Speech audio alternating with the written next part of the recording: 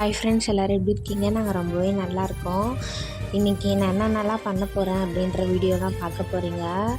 4 kilo கிட்ட எறா எடுத்துருக்கேன். சரி, எறா குழம்பு வச்சுட்டு நைட்டுக்கு தோசை விட்டுடலாம் அப்படின்ட்டு. இந்த வாட்டி என்னான்னு தெரில, எறா காலையில் வாங்கினேன். நான் இருந்தாலும் ஃப்ரிட்ஜில் தான் வச்சுருந்தேன். இருந்தாலும் ரொம்ப ஓவராகவே ஸ்மெல் வருது. அதனால் சால்ட், உப்பு, மஞ்சத்தூளும் போட்டு கழுவி வச்சா அவ்வளவும் குழம்புல அந்த எறா ஸ்மெல் ரொம்பவே வராது, லைட்டாக வரும். அப்படின்றதுனால குளிக்க போகிறதுக்கு முன்னாடியே இந்த எறா கழுவுற வேலை, சாமான் துலக்கிற வேலை இதெல்லாம் முடிச்சுட்டேன். குளிச்சுட்டு எப்படி சொல்கிறது, ட்ரெஸ் எல்லாம் எதுவும் நனையாத போல் அழுக்கான வேலை தான் எனக்கு செஞ்சால் தான் எனக்கு கரெக்டாக இருக்கும்.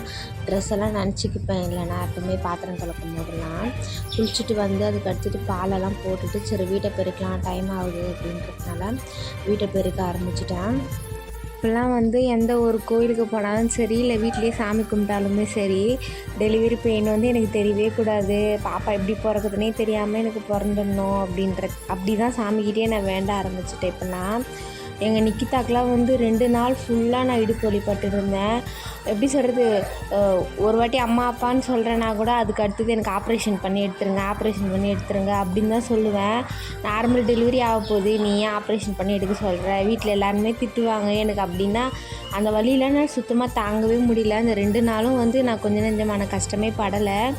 இப்போல்லாம் அந்த ஞாபகம் தான் வருது. டேட் கிட்ட நெருங்கவே ஐயோ எங்கள் நிக்கிதாக்கு பட்டா மாதிரி 2 நாள் இடுப்பு வலி வரப்போதோ, இல்லை எத்தனை நாள் பட போகிறனோ அப்படிலாம் ரொம்ப அந்த மைண்ட் செட் ஃபுல்லாகவே இப்போ எங்கள் நிக்கிதா ஞாபகத்தில் தான் போகுது.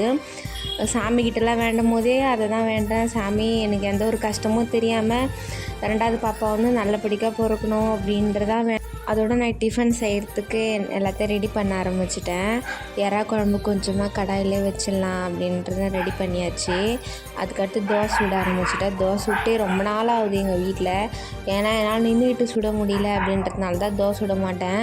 மேக்ஸிமம் இட்லி தான் நான் ஊற்றுவேன். சரி தோசை சுடலாம், ஆசையாக இருக்கே சாப்பிட்ணும் போல் அப்படின்றதுனால தோசை சுட்டேன்.